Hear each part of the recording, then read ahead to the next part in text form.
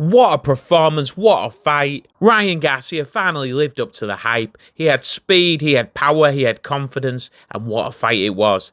In the first round, Garcia came out and nailed Haney with that beautiful left hook of his. Haney was badly hurt but survived. In round 3, Garcia again stunned Haney, only for Haney to repay the favour. From there, Haney took centre ring, working behind his jab, going to the body. Garcia kept on the outside, fighting in bursts, and Haney started to pull the fight back around on the cards. Garcia's right hand was working a treat throughout the fight, however it was his pet left hook in the 7th round that scored a knockdown. It was the first time Haney had been down in his career, and he bravely got up. Garcia was deducted a point for hitting Haney on the break shortly after. Haney spent the rest of the round tumbling to the canvas. He fell down another 2 times. No knockdowns were called. Garcia dropped Haney for a second time in the 10th round, driving him back to the ropes with lefts and rights to score another knockdown. And in the 11th round, Garcia erased any doubt whatsoever when he scored another knockdown with a big left hook. Absolutely sensational performance by Garcia. Haney was game throughout, but he didn't have the power to keep Garcia away from him. Tremendous fight. If you haven't seen it, go and watch it.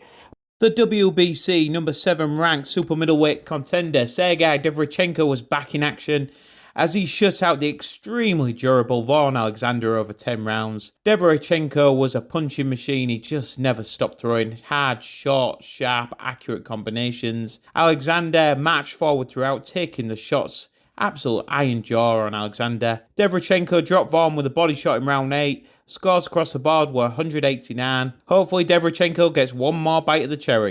WBC number 3 ranked super welterweight contender Charles Bad News Conwell moved to 19 wins, no losses, 14 knockouts. As he scored a 6th round stoppage of a Nathaniel Gallimore, Conwell was way too strong and hit way too hard, and he battered Gallimore until the referee stopped the fight at 52 seconds of the 6th. In a fight for the WBA interim super flyweight title, WBA number 5, David Jimenez moved to 16 wins, 1 loss with 11 knockouts as he outworked the previously unbeaten WBA number 1, John Scrappy Ramirez, who was unbeaten in 13 going into the contest. Jimenez was much the busier man, he was also stronger, and he regularly pushed Ramirez around, and he was a deserved winner over 12 rounds. He showed excellent stamina. Scores on this one, 117-111, 117-111, and 116-112. Beck the Bully Maykol took an 8-round technical decision of the previously unbeaten Pierre Debombe. Debombe was cut over the right eye from a headbutt early on. Maykol later suffered a deep cut over his left eye, another head clash. Maykol was the aggressor throughout, and he scored a knockdown in round 5 over Debombe. The bout was stopped at the beginning of round 8 and went to the scorecards. Scores 79-73, 79-73 and 6-74.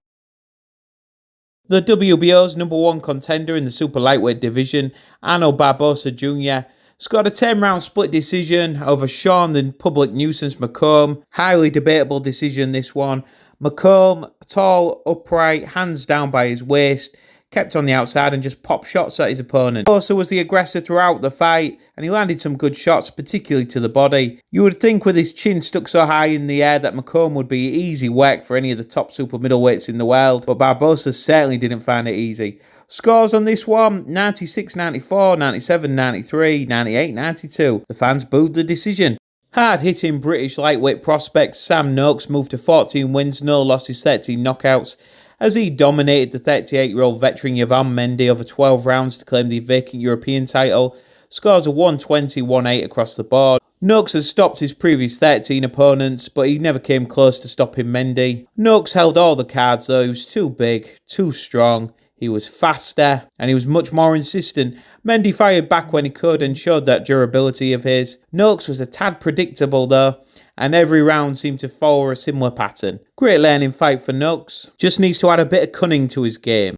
English super lightweight prospect Henry Turner moved to 13 wins, no losses with 5 knockouts, as he impressively picked apart Maykol Mendoza in 5 rounds. Mendoza, whose balance seemed to be off all night, was very crude and was hurt with a short left hook early in the first round.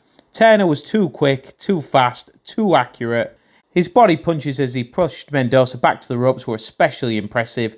Beautiful left hooks to the body. With Turner calmly picking apart Mendoza in the 5th round, it came as no surprise when the referee jumped in to save Mendoza. Very impressive stuff by Turner, who is a prospect to watch. British cruiserweight prospect Aloys Jr. scored his 7th knockout on the bounce as he destroyed Oscar Natalio Farias at 1:39 of round 4. Jr. had scored a knockdown with the right hand hid behind a jab in the 3rd round, scoring the final knockdown with the right hand and left hook. Still early days for Jr., but an impressive performance. Please like and subscribe.